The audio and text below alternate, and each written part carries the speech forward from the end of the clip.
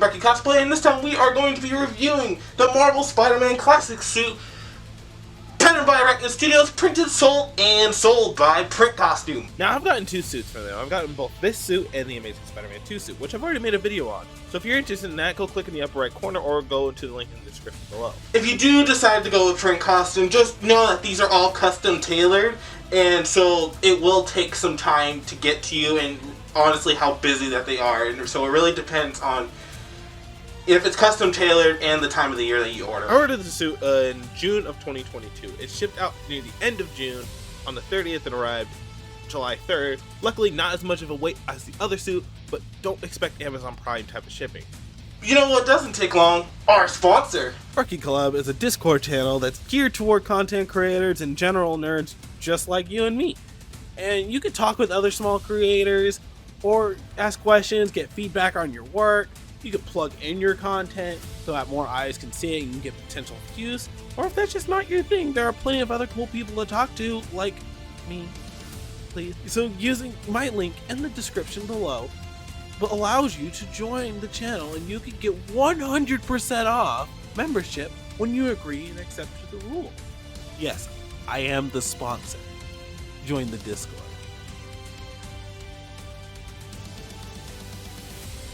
So for the base pattern, I went with the Remastered Studios pattern on colored fabric. If you watched the last review, you know why I prefer colored fabric over white fabric, but to keep it brief, it mostly just comes down to personal preference. The pattern itself looks quite good, and muscle shading is pretty much non-existent, which I'm a fan of personally, and one thing I find a bit off is the red portion does lack texture to go along with it. While the blue does have an octagonal texture, at first I thought it was just the red fabric just didn't print on them, but upon review of it, I can really see that there really isn't anything on it, at least in the photos that they show.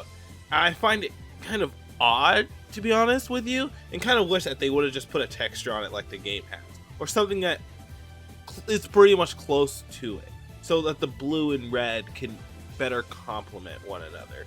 The colors aren't accurate to the game, where the game does more have mute colors in comparison to the pattern on this specific suit, or even on the pattern itself, where it's a lot more vibrant than the original suit. I don't really have a problem with that personally, but it is something to note.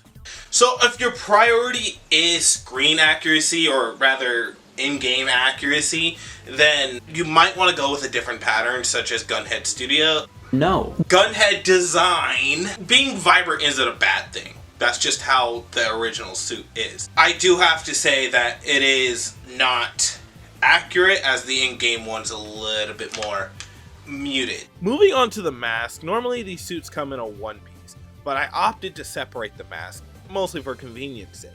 So if you want to have a clean look from head to toe on the suit, go with the one piece, but if you don't mind tucking in the mask underneath the neck, go for a two piece. I don't think you can go wrong either way.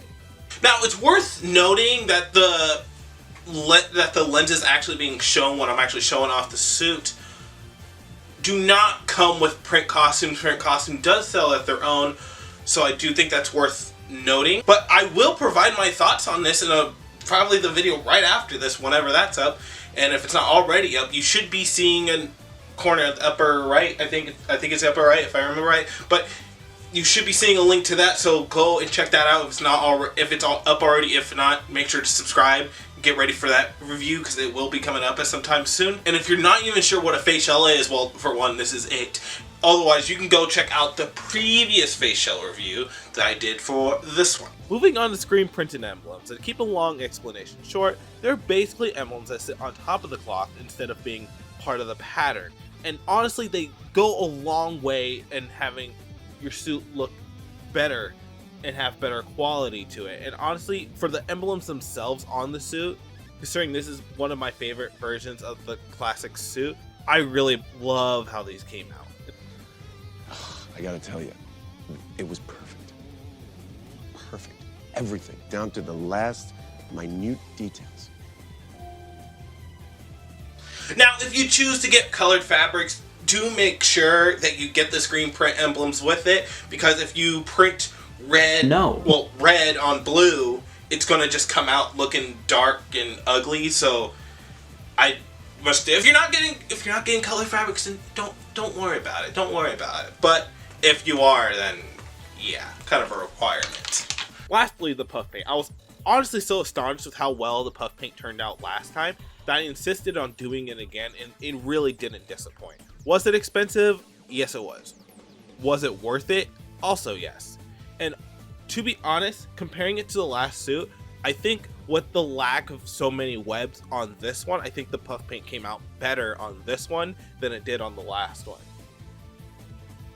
There's just something super satisfying about the way the puff paint hits the light and how it bounces off of it. It kind of gives you that satisfying feeling that you're looking for. In other words, it just hits different. Now this is where the most important part of the review comes in. This is where we're going to talk about some of the add-ons such as zippers and talk about the quality and comfortability of the suit itself. Now the main spandex, it's really comfortable to wear, but just beware when it starts to heat up, it will retain a lot of the heat, and be extra sure that you're wearing some clothes underneath to save yourself from washing the suit too often. Hey, Editing Chris here. So I wanted to make sure I convey this properly so I'm not seeming like I'm giving off misinformation, or I'm just thinking that you could just be musty in the suit. No, don't be musty in your suit. Still wash the suit, just don't do it too often. These are still printed on patterns, and just like any other type of clothes, you don't want it to wear out too fast, especially when it's something that is custom tailored and sometimes not cheap. So take care of your suit. when it's cold, it's going to get really cold. It's going to almost feel like you're naked under these. So please, for one, put some extra clothes, like put like a thin layer of clothes under it if you're not already. And also, if you're like at a convention or something, bring some like sweatpants to put on top of it, or an extra jacket. So in case it does get a little bit too cold for your taste, you can just slip something right on. Now the tailoring was okay on this one. Unlike the last suit where the tailoring was pretty much perfect, in this, it did come out a little bit too small. I could still get into the suit, but it is noticeably tighter and a little bit smaller on me, and I'm not even sure what happened. All my sizes were essentially the same, with a little bit of parts that were slightly bigger. But honestly, I'm just not even sure what happened this time around. That did result in some parts getting a little bit stretched out on the suit. So currently, I'm just saving that suit for like short bursts, like videos.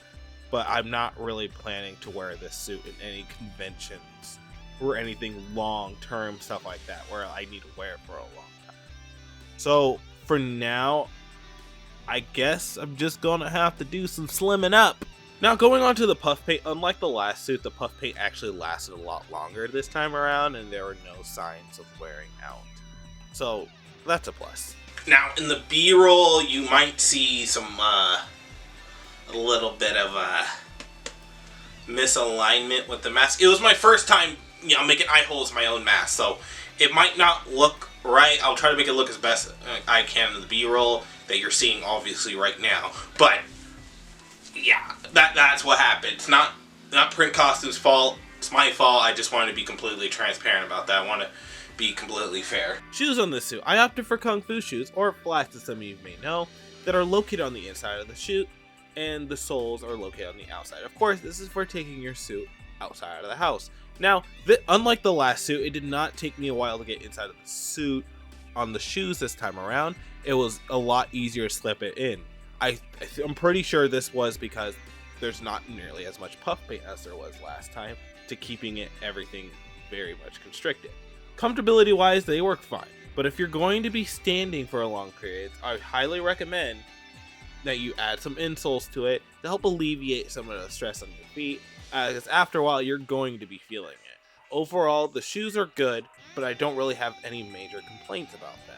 Lastly, the zippers.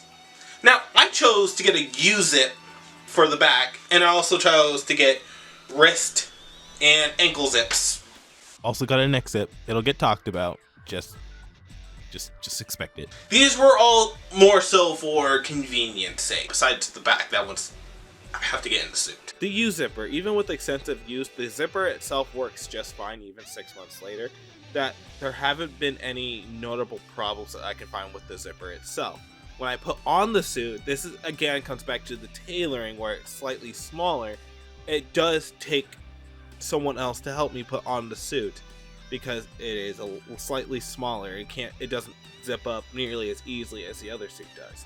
The wrist zippers, the main purpose of these is to conveniently take off your gloves without taking your whole suit off. Functionally, they work well. It's easy to get your hand in and out, grab your phone, and go right back if you just want to eat something real quick without ruining the suit. Honestly, it's great. The one thing that does get a little bit annoying about them is that when you do have the gloves on, it's not easy to get a good grip on it when you're trying to zip up the other one. Again, it's not really a deal breaker, just a minor annoyance. This is one of those add-ons that I still highly recommend either way. The neck zipper. I added a neck zipper this time around to make it a little bit easier to get inside of the suit without stressing the puff paint out. I also have a bigger head, so yeah. But honestly, the neck zipper is kind of whatever. I thought it would speed things up, but it's kind of slower unless you're getting someone else to help you out. So would I recommend getting the neck zipper? Kind of. If you're getting puff paint, sure, but if you're not getting puff paint, it's kind of whatever, to be quite honest with you. The ankle zippers, much like the wrist zippers, if you saw my last review, where I did criticize the ankle zips because of the random warping that happened. This time around, I didn't have that problem, nor that criticism to go along with it for this specific zip. The ankle zippers are working just like as they did day one, but I still wanted to give you guys the heads up on that, since on the last video I did hear a comment telling me that they did have problems with that, with PrintCostume zippers. So obviously it wasn't just a one-off issue as I thought it was in that video. I still recommend them, but if you choose to do so, keep in mind that there is a slight chance of that happening. But I'm just kind of hoping that you don't have to go through what I went through.